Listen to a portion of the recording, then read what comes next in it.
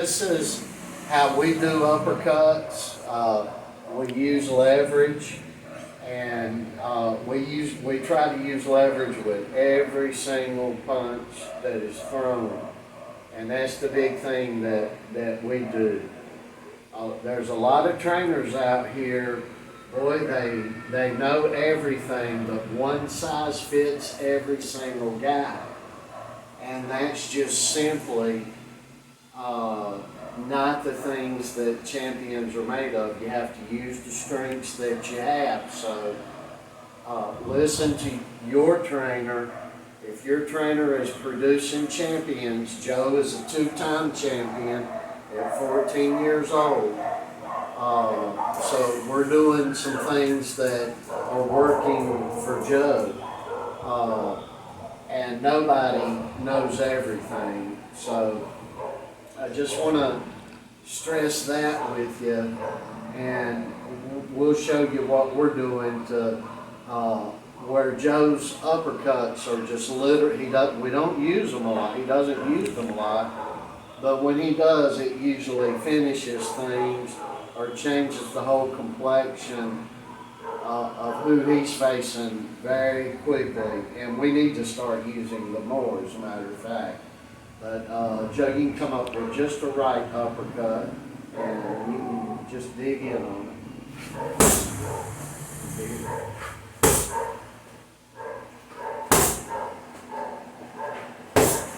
All right.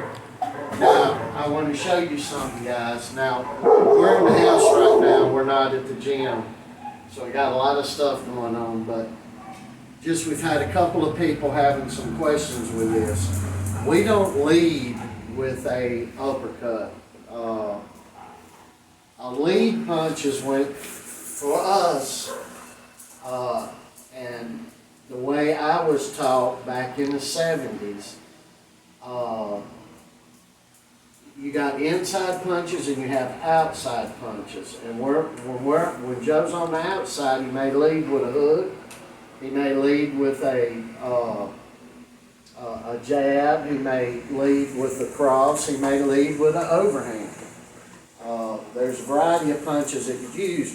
But here's one thing we don't do at a distance is try to come up here like that.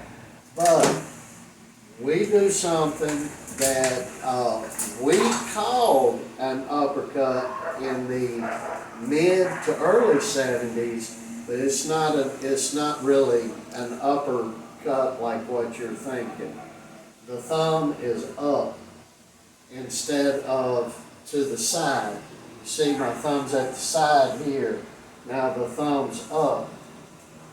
And Roberto Duran, you can go look. Roberto Duran would use this.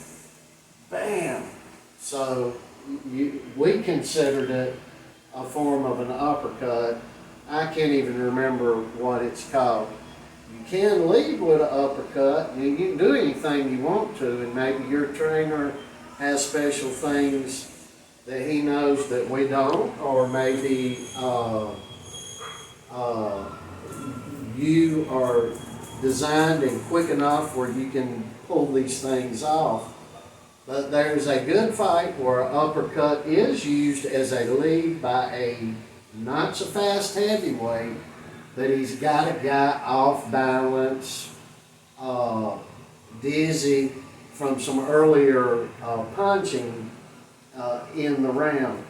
And this would be, if you go watch the Jerry Cooney versus George Foreman. And I can't remember, this fight took place in maybe 85 or 86, I'm not sure. But George Foreman comes, you just get the stance. Jerry Cooney comes up on him, and he actually said Jerry Cooney was the hardest hitting guy he ever faced. They were hitting, boy. But George Foreman comes up and goes, bam! So, but getting all this leverage worked out and trying to come back and up, and this just doesn't get it for me from the outside to come out with a distance punch. However, if you're on the inside and you're grappling and you're coming up, boom, boom, boom, boom, you can get all this in. But I'm gonna show the punch one more time, just the uppercut. Alright, now what Joe's doing is, well, you see stuff flying, and we literally are busting bags and busting the hinges off the speed bag like they talk about some of these older, bigger heavyweights doing real good. But get up in your boxing stance, son.